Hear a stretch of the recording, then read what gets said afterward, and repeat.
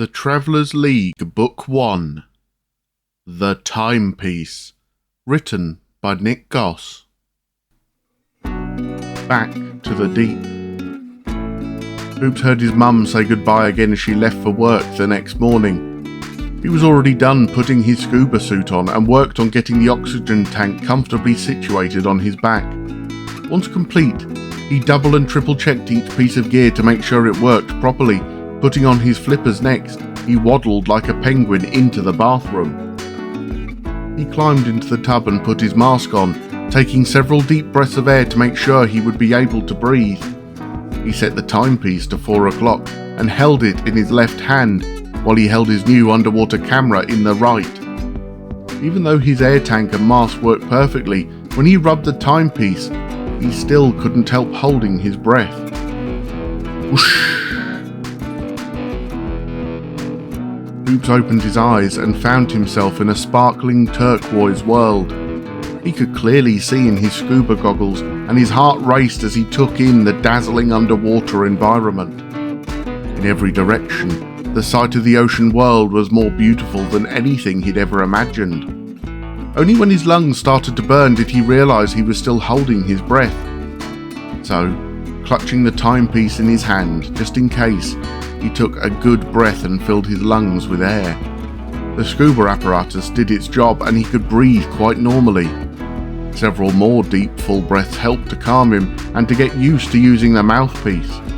Then, it was time to explore. Hoops swam downward and slowly skimmed above the ocean floor at about 20 feet. Seaweed covered the sandy ocean bottom in little grassy pockets. Each patch grew between massive coral formations whose top surfaces played host to countless new species of fish, eel and crustacean. Hoops set to work using his new underwater camera. With every picture he grew more and more excited. Each creature documented was a new discovery, a new species, and he was the one to first lay human eyes on it. Worthington D. Hooper, the youngest and most daring underwater explorer in history. He spent over 3 hours snapping pictures of new species of fish. There was so much to take in, and he needed more time than he had air in his oxygen tank to do it. But he still had about an hour's worth of air left, so keeping a close eye on his air levels, he decided to take a break from the photos and explore the coral formations. Down to the sandy bottom he swam. The light green seaweed went all the way up to his waist when he put his flippers down on the ocean floor and stood straight. He felt a little trickle of fear in his stomach, knowing that anything hiding in there could sneak up on him easily. This awareness made him move very slowly, with eyes wide open for any signs of danger. The little pasture of seaweed stretched in several directions between coral formations. One gap between these coral mounds was bigger than the others, and through it the water was darker. That meant open ocean and deeper water to explore. Hoops slowly flippered his way through the opening, noticing the seaweed covering the floor stopped at a ledge. It took him a minute to take in the sight of an enormous underwater crater. It was as big across as a football field and about 50 feet deep. The floor of the crater was bare, just shells and rocks and sand. On the opposite end of the crater, in the wall near the bottom, was a cave. Hoops feared nothing anymore. He had grown overconfident in his ability to figure things out and reasoned that the pocket watch was a free ticket to escape danger any time he needed it. So he flippered his way to the mouth of this cave, which was at least twice as tall as him. The cave ran like a tube straight back about 100 feet before it curved to the right. There was a pale red glow coming from around that curve, and it would glow slightly brighter then dimmer, brighter then dimmer. With it, a rumbling, bubbling sound matched the slow, steady rhythm of the lights waxing and waning. Hoops burst with excitement to see what was around that curve and had his camera ready. He swam straight down that cave to the back and peeked around that corner. The cave opened into a large round chamber. Hoops could feel that the water was a lot warmer here, almost hot in fact. The The room was filled with the oscillating pale red glow, and the rumbling, bubbling sound bounced off the walls, creating a chant-like melody. And in the very centre of this room lay the beast. Once again stunned by a new discovery, Hoops almost forgot to breathe. He could barely believe his eyes. He couldn't identify what species it was, but from all the oceanic books and pictures he'd studied, it appeared to be some terrifying hodgepodge aqua predators. Its length was that of a small whale, but its form was too strange for our world. It was blobby all over with smooth green-grey skin. It didn't have scales. Its head was like that of a deformed hammerhead shark, but with the protruding jaw structure and teeth of a great white. From its forehead extended an antenna, from which dangled a basketball-sized sack filled with red chemicals that emitted the pale light filling the chamber. The water around the glowing sack would boil from its heat, producing the rumbling, bubbling sound. The bubbles produced from the boiling floated to the ceiling and escaped through tiny holes in the coral above. No, it wasn't a whale. It wasn't a shark either. It didn't have a tail. It had 5 long, fat tentacles like the bodies of eels. The tentacles were wrapped around a small nest dug in the sand, and in the nest was a dozen slightly misshapen oval eggs. They were planted upright in a tight cluster, and each was the size of a football. This strange creature was asleep, snoring and cradling her eggs. Terrifying as it was to look at, Hoops felt privileged to see it up close and not behind the glass of an aquarium.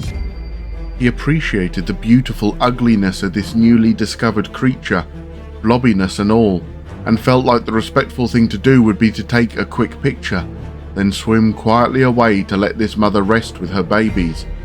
He pulled out his camera and snapped a quick photo. Flash! "Oh no, I forgot to turn the camera flash off," Hoops gasped. The monster stirred, and the pulsing light from the antenna froze. Hoops didn't bother to see what happened next. He turned in a panic and swam down the tube to the entrance of the cave.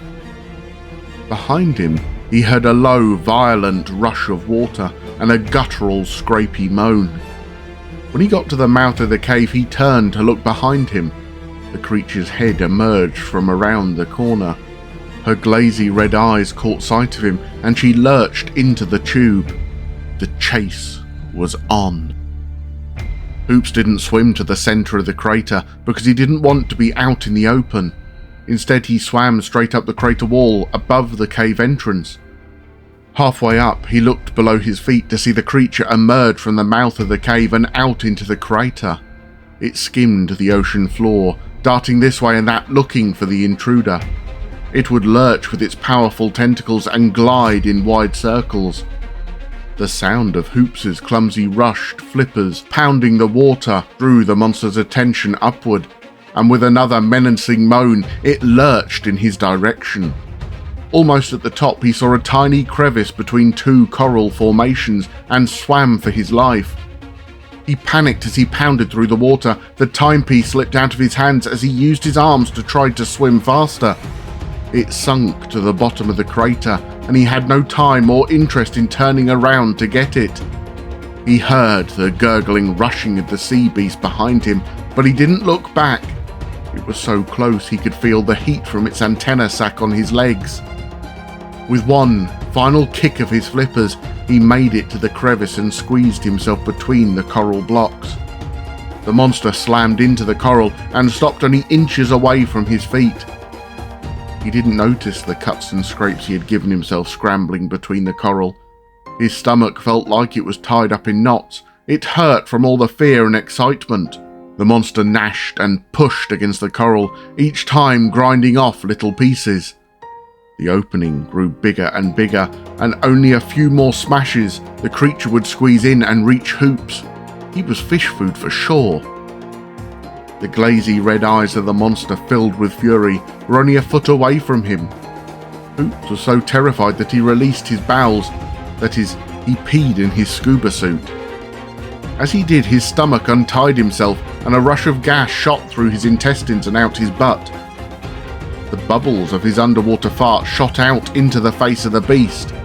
As the bubbles popped around the beast's glowing antenna sac, it turned bright red and suddenly burst open. The creature twitched and wriggled violently for a few seconds, and then went completely still. It was dead. The chemicals from the sac warmed the water around Hoops, and he used his flippers to push it away from him by its head. The eyes had turned cloudy grey. No life at all. Hoops lost no time and dove to the bottom of the crater and retrieved the timepiece. Checking his oxygen meter on his wrist, he saw he only had a few more minutes of air left. He decided to make the best of it.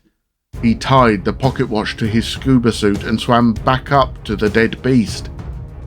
As he took out his camera and flashed away, the dead carcass of the sea beast did what all dead fish do. It turned belly up and floated towards the surface. Hoops decided to catch a ride to the top and breathe some fresh ocean air. He grabbed one of the tentacles and it pulled him up, up, up. The humid air above the surface smelled like fish and sea life. The sky was a light purple colour he'd seen before. The sun was directly overhead. It can't be.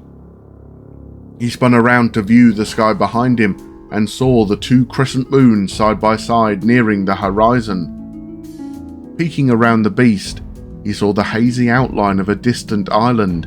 A long yellow beach stretched for miles in each direction and a thick wall of green jungle.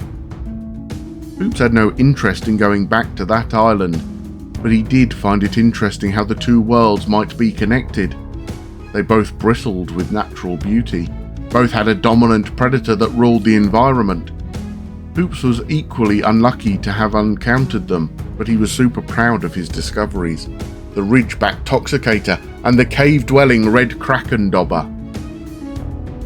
Proud of his accomplishment, and equally exhausted from all the excitement of almost dying again, Hoops set the timepiece to 6:30, wound it and gave the lid a very rough rub. The electric particles made no distinction between air and water and swirled around him, both above and below the water's surface. He pushed himself away from the stinky carcass of the red kraken dobber so as not to bring it back home with him accidentally. Just then he heard an airy, raspy voice whispered his name. "Worthington!" He spun around and was face to face with the skeletal remains of a dead mermaid floating on its side. Grey, tangled hair hung in mossy streaks down the sides and back of her skull. Her eyes were there, but they were solid black orbs. "I see you! I found you!" the voice hissed from the black eyes. Slowly, the mermaid's bony arm moved, reaching out for him. Hoops was so freaked out that he had stopped rubbing the timepiece without realizing it. "Leave me alone!" he yelled in anger. "Bring it to me!" The skeleton wrapped its hand around the handle of a knife that was stuck between two of its ribs, the knife that someone had used to end its life ages ago.